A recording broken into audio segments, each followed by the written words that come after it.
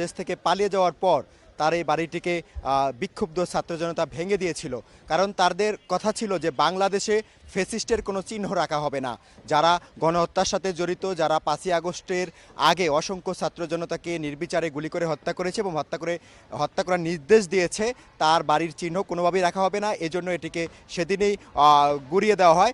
যদিও এরপরে গত শেখ হাসিনার বিরুদ্ধে যখন গণহত্যার মামলার রায় হয় এবং সেই রায়ে আপনি জানেন যে ফাঁসির রায় হয়েছে, সেদিন ওই বাড়িটিকে গুড়িয়ে দেওয়ার চেষ্টা করেছিলেন আমাদের ছাত্র জনতা। তারা বলছিলেন যে এখানে খেলার মাঠ তৈরি করা হবে, ফ্যাসিস্টের চিহ্ন বাংলার মাটিতে, স্বাধীন বাংলার মাটিতে নতুন বাংলাদেশে থাকতে পারবে না।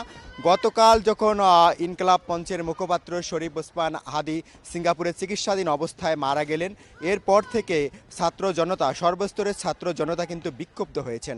তারা ধানমন্ডি ৩২ নম্বরে রাতে এসেছেন। এখানে তারা শাবল এবং হাতুড়ি দিয়ে ধানমন্ডি ৩২ নম্বরে বাড়িটি ঘুরিয়ে দেওয়ার চেষ্টা করছেন। ওয়াইবা, আপনি স্ক্রিনে দেখতে পাচ্ছেন, পর্দায় দেখতে পাচ্ছেন যে বিক্ষুব্ধ ছাত্র জনতা এখানে শাবল এবং হাতুড়ি দিয়ে তারা ইটের যে গাঁথুনি, সেই গাঁথুনি তারা বের করার চেষ্টা করছেন। তারা এখানে নানামুখী স্লোগান দিচ্ছেন। তারা বলছেন যে একজন নিবেদিত প্রাণ একজন মানুষ ওসমান হাদি, যিনি আপামর মানুষের হয়ে কথা বলেছিলেন, সাধারণ মানুষের হয়ে কথা বলেছিলেন, যিনি মানুষের অধিকারের জন্য কথা বলেছিলেন, যে হাদি স্বপ্ন দেখেছিলেন যে একটি নতুন বাংলাদেশ হবে, যে বাংলাদেশে বৈষম্য থাকবে না, সেই হাদিকে যারা হত্যা করেছে, সেই হাদিকে হত্যাকাণ্ডের বিচার না হওয়া পর্যন্ত, হত্যাকারীদের গ্রেপ্তারের আগ পর্যন্ত তাদের এই অভিযান অব্যাহত থাকবে।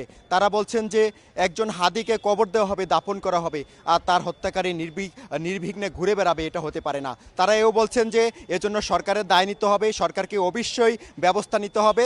আর আমি আপনাকে হয়তো জানিয়ে রাখি, এখানে আইন শৃঙ্খলা বাহিনীর কোনো সদস্যের উপস্থিতি আমরা দেখিনি। এখানে বিক্ষুব্ধ ছাত্র জনতা তারা তাদের কর্মসূচি চালিয়ে যাচ্ছেন এবং এটি অব্যাহত থাকবে বলে আমাদের জানিয়েছেন। ওয়াহিবা, এই হচ্ছে এই মুহূর্তে ধানমন্ডি ৩২ নম্বরে আমার কাছে সবশেষ খবর।